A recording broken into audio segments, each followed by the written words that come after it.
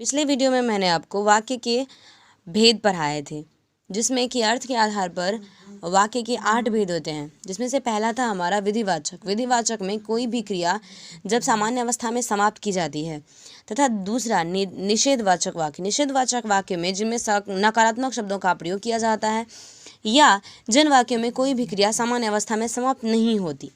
तीसरा है हमारा प्रश्नवाचक वाक्य। जिस वाक्य का प्रयोग हम प्रश्न पूछने के लिए करते हैं उसे हम प्रश्नवाचक वाक्य कहते हैं।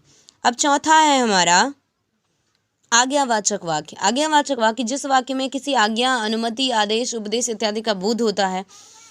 उसके बाद था इच्छावाचक वाक्य। इच्छावाचक वाक्य में जिस वाक्य में इच्छा, अभिलाषा, चाह, कामना, आशीर्वाद इत्यादि इन सब ऐसी भावनाओं का बोध किया जाता है तो उसे हम इच्छावाचक वाक्य कहते हैं। अब उसके बाद आता है हमारा 3 और भेद हैं जिसके बारे में अभी वर्णन किया जा रहा है। उसका छठवां भेद है संदेहवाचक वाक्य। संदेहवाचक वाक्य यानी कि जिन वाक्यों में से या जिन वाक्यों से किसी भी काम के होने में संदेह अथवा संभावना का बोध होता है।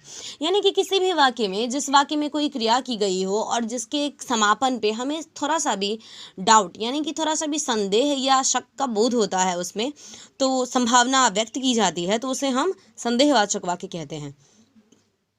जैसे कि शायद कल वर्षा हो सकता है कि मैं कल पटना जाऊं, शायद राम ना आ पाए। वैसे अभी कहीं जाना आना है नहीं, तो इसमें बस एक वाक्य दिया गया है कि हो सकता है कि कल मैं पटना जाऊं, शायद राम ना आ पाए।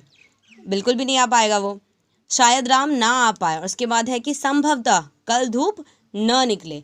ऐसे वाक्यों में बस संभावना या संदेह उत्पन्न किया जा रहा है, यानी कि वर्षा होने के क्रिया पर, मेरे पटना जाने की क्रिया पर, राम के ना आने की क्रिया पर या धूप ना निकलने की क्रिया पर केवल संदेह उत्पन्न किया जा रहा है कि ऐसी बातें हो सकती हैं। तो केवल ये संदेह का ही आधार है, यानी कि संभावना का ही बोध करवा रहा है ये। अब इसके बाद है 7वां, यानी कि जिन वाक्यों में हर्ष, विस्मय, शोक, घृणा आदि भावनाओं का बोध हो उन्हें हम विस्मयवाचक वाक्य कहते हैं। विस्मयवाचक वाक्य का अर्थ होता है कि जिन वाक्यों में मन की स्थिति जो होती है, मन भाव, यानी कि ऐसे वाक्य जिसमें हमारा क्रोध, घृणा, आश्चर्य, विस्मय, हर्ष, उल्लास, उत्साह, खुशी, प्रसन्नता, दुख इत्यादि ये सब सारे जब प्रकट होते हैं किसी शब्दों के द्वारा, तो उन्हें हम विस्मयवाचक वाक्य कहते हैं। जैसे कि यहाँ पर वाक्य में दिया गया है कि वाह क्या बात है, तो ये एक हर्ष को मतलब किसी हर्ष के बारे में बताया जा रहा है, ये खुशी के बारे में बताया जा रहा है। अब दूसरा है अरे तुम क्या कर रहे हो। अरे यानी कि किसी के काम करने पर जब हमें आश्चर्य होता है, विस्मय होता है कि ये क्या कर रहा है, तो उस वक्त हम पूछते हैं कि अरे ये तुम क्या कर रहे हो, अरे ये क्या हो गया। तो ऐसे वाक्य। उसके बाद हो जाता है ओह। ओह यानी कि एक शोक प्रकट करता हुआ एक विस्मयवाचक शब्द है, जिससे कि हमारा किसी भी काम को लेकर शोक प्रकट हो जाता है।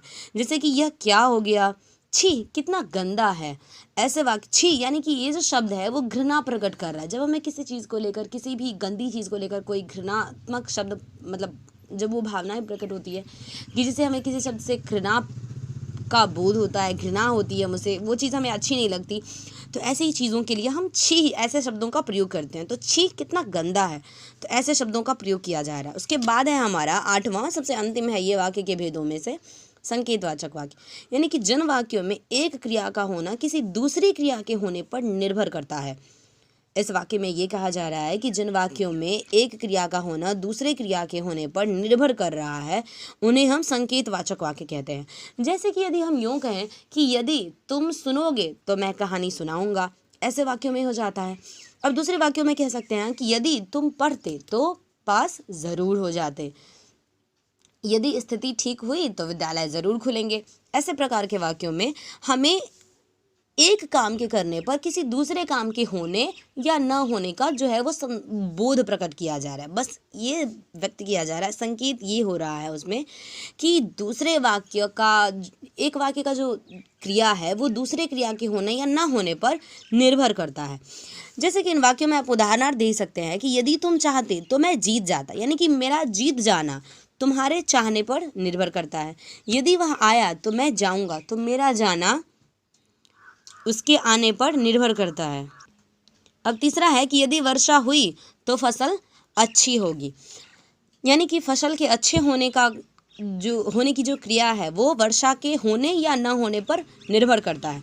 तो हम इस प्रकार कह सकते हैं कि वाक्य का जो आधार है अर्थ के आधार पर, तो अर्थ के आधार पर 8 प्रकार के भेद होते हैं। ये वही वाक्य थे। अब रचना के आधार पर जो वाक्य का वर्गीकरण किया गया है उसकी जो 3 भेद हैं वो अगली वीडियो में पढ़ाया जाएगा।